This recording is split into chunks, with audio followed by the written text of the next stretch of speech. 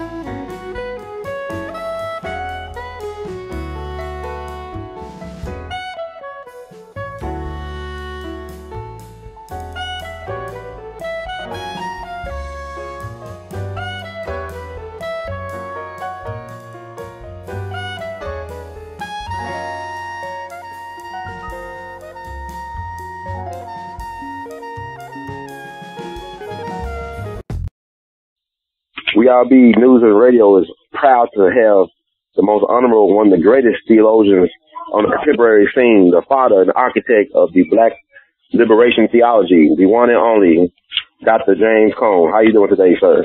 I'm doing fine, thank you. I'm fine. I'm going to have a very, very fancy intro for you later on, but I just want to get to the specifics. I know you're a man, got a lot of things to do, but first thing first, yes. I can get your impression about the Barack Obama speech as well as about the Reverend Wright controversy that started it. Well, I thought, you see, I think one has to understand that Reverend Wright is mainly a prophet, a minister who speaks for voiceless people. Barack Obama is a politician who is trying to speak to all people within the society. And they have to use different styles in which they speak. And I would say Barack Obama's speech recently on race was probably the best he could do given the situation in which he felt himself in. Politicians have to deal with the art of what is possible. Prophets deal with what is wrong. And so Reverend Wright was speaking to the hurt, the pain, and the suffering within the African American community. So his language is a language of a prophet. It's the language of anger. It's the language of pain. Barack Obama is trying to address the whole country, and there are so many who do not want to hear much about black suffering. Right. They just want to hear how good America is. So within that kind of dichotomy, Barack Obama probably did the best that he could, and I thought he gave a great speech in the tradition of Martin Luther King Jr. And Reverend Wright gave a great sermon. His is in the tradition of both Martin King and Malcolm X. And when you bring Malcolm X into your voice, right, and that is a little bit more blunt than what King would have done. I'm glad you brought up Malcolm X. I can give a great point you made because I know you wrote Martin and Malcolm in America, A Dream or a Nightmare. And I remember listening to Malcolm X message to Battle of the Bullet speech. Yes. They were talking about how Billy Graham was a white nationalist, and then it's important for the black church to teach black nationalism and to see ourselves, in the image of God. I know that's one of the main tenets of the black liberation theology. So what's wrong? Why is it people have a problem with that in the church? I think it's so important, like you say in so many of your lectures, to identify with your creator, to see your creator in your image. Why is it that there's a double standard when it comes to, I guess, the way some people like Billy Graham will preach rather than Reverend Wright? Why is there such a distinction being made? I think the reason why people will respond to Billy Graham but not to Reverend Wright is that they are speaking to two different audiences. Billy Graham is speaking mainly to the white audience who owns this country, most of the economic, social, political structures in this country. They represent, for all practical purposes, the majority of the people in this country. And so usually people in power don't listen to people who are out of power. Mm-hmm. And the only thing I want to say is that Billy Graham didn't have to use the term white because the whole structure is that without having to say that. Right. The whole structure represents what Billy Graham is speaking to. Now, Jeremiah Wright, he represents a minority community, a community that has been out of power. Now, people are not going to listen to that because that is the dominant group won't. They're not inclined because they don't want to hear what they regard as unpatriotic remarks. What the dominant society of whites call unpatriotic, I call patriotism. But they wouldn't call it that. See, they don't call it that because they don't want anybody who's not themselves criticizing the country. Mm-hmm. And so anytime any critique of the country, any prophetic judgment against it is interpreted as unpatriotic. And therefore, in that sense, Jeremiah was unpatriotic in the Old Testament to the people of Israel because he was saying pretty much the same thing. Isaiah was unpatriotic, or Jesus was unpatriotic. Right. Only thing I want to emphasize is that when you are speaking for grassroots people, they are not going to like you. That's the fact. Yes, sir. And also, it's interesting, like you talking about, I know a friend of mine made a statement yesterday. He said, how you going to ask the police to police themselves? You need a citizen review board. It's kind of like the same thing with, I guess, white America. How can you ask them really look inward? Like some of the things you were saying, I saw the Bill Moyers interview you did back in November of 2007 about lynching and the cross. And you said, something to that effect, that until they start really being honest with themselves and realize that there's no such thing as innocent in individuals in American history or life, then we could never have, that talk. Like you talked about the honest dialogue on race. And do you think that the Barack Obama speech opened the way for that? Like, it's like folks really start talking. Oh, it could. I think there are some white people who are going to respond to that speech and try to begin a dialogue on race. Mm-hmm. I think some are going to do it, but I think some people are not going to hear it because they don't want to talk about race because race is too painful. Right.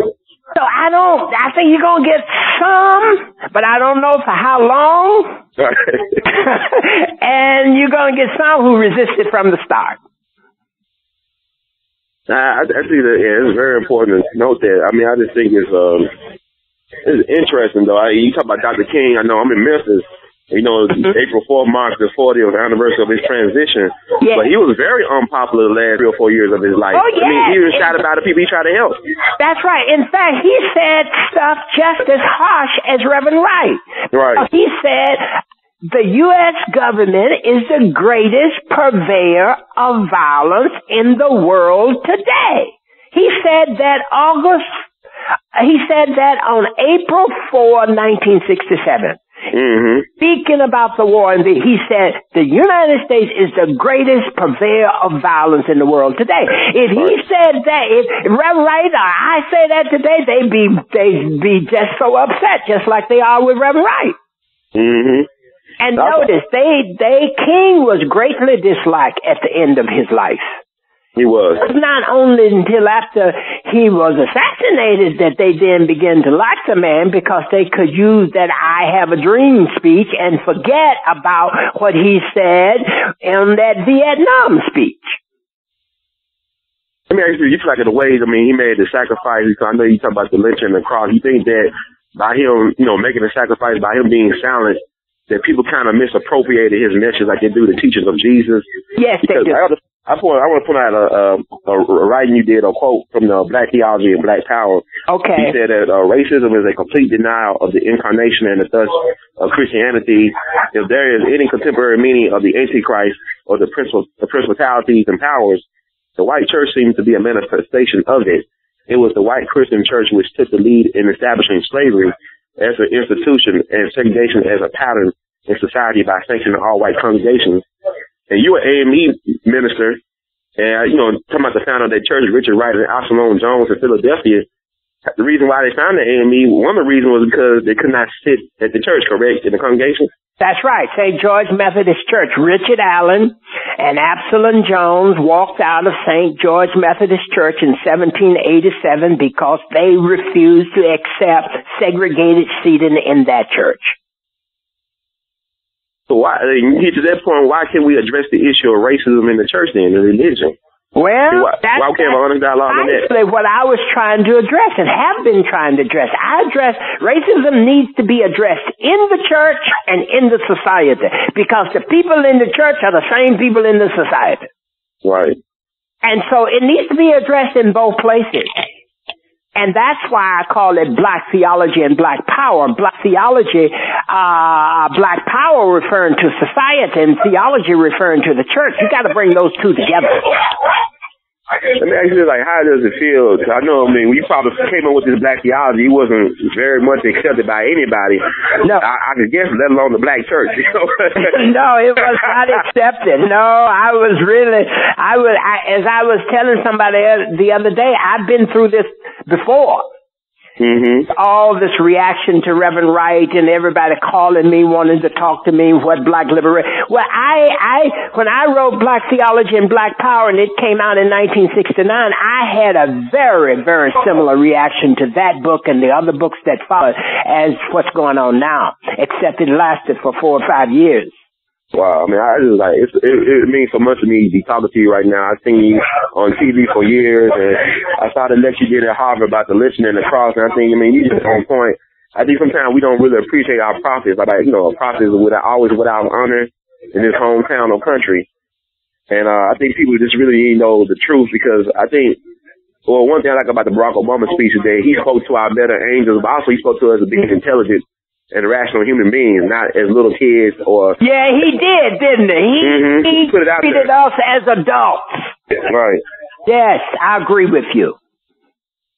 And nothing I want to touch upon, because I saw in your quick Q&A session on a Harvard lecture you did a couple of years ago, a very insightful brother asked you about, you know, making Jesus into a rapper, like how to accommodate, you know, the teaching of Jesus for the contemporary world. I know you wrote a great book called The Spiritual and the Blues and Interpretation. And I think it's interesting, like how I know where Dr. Cornel West get all his stuff from now. I know you are the originator. But I was talking to somebody about Charlie Parker a couple of days ago. Bird died, he was about 34. I believe Jesus was 33 or 34. Yes, 33. And I look at Bird as being like a Christ-like figure. So I look at Billy Gillespie being the apostle, being the messenger. But Bird was the message, and I look at Jesus being the message, but his like Apostle Paul was the messenger. Yes. It's like, I know you make sense of that, because I know you're an A.M.E. minister, and John Coltrane, I thought he was a minister, and come to find out both his grandfathers were A.M.E. preachers. Yes, that's right. What do you think about this connection? Why is it that we have a hard time accepting, like, you know, our creativity within the church framework? Well, you know, that's one reason why I never left the church, because I always found it more creative than any other place I could be.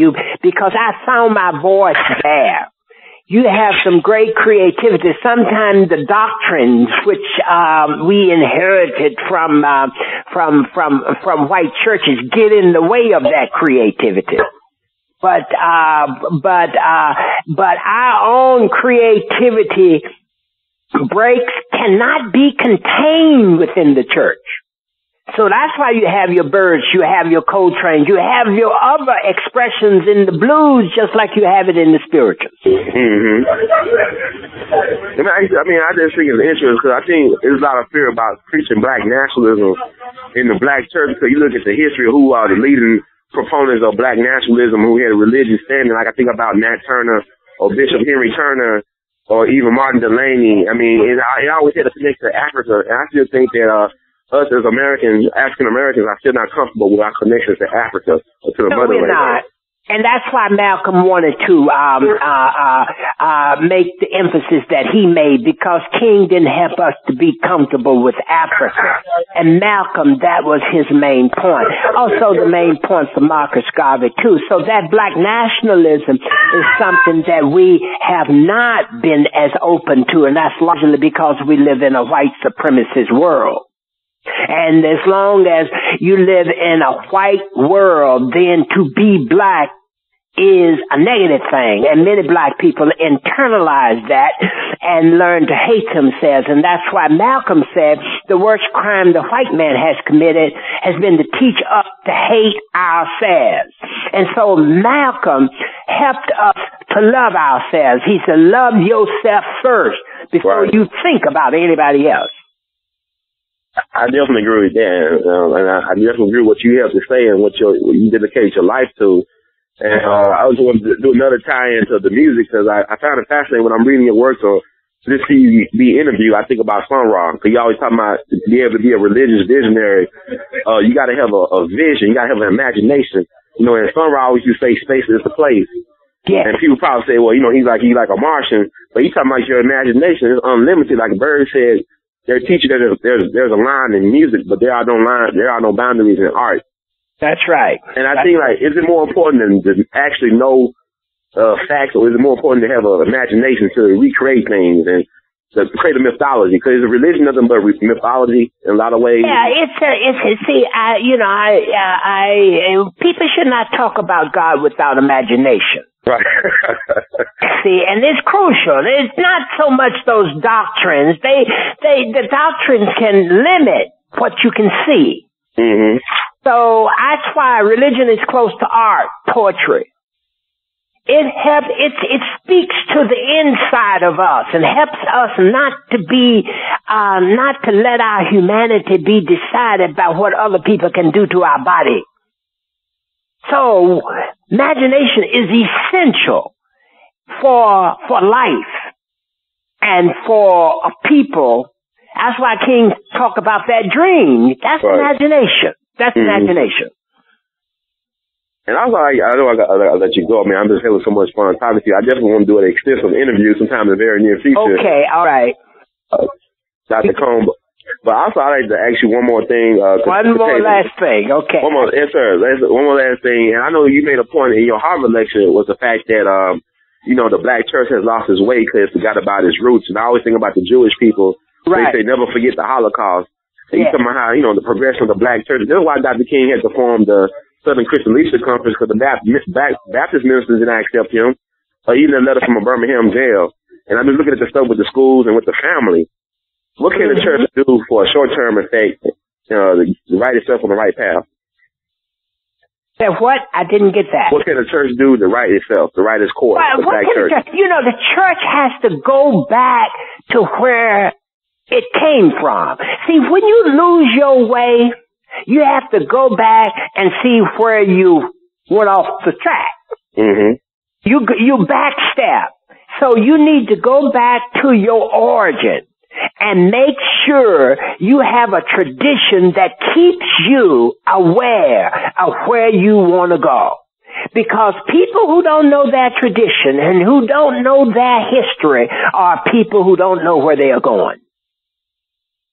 Dr. Cone, thank you so much for being on We All Be News and Radio. In the words of the great Duke Ellington, who read the Bible 4 times before he was 20, we love you madly, and thanks for being a blessing. Thank you.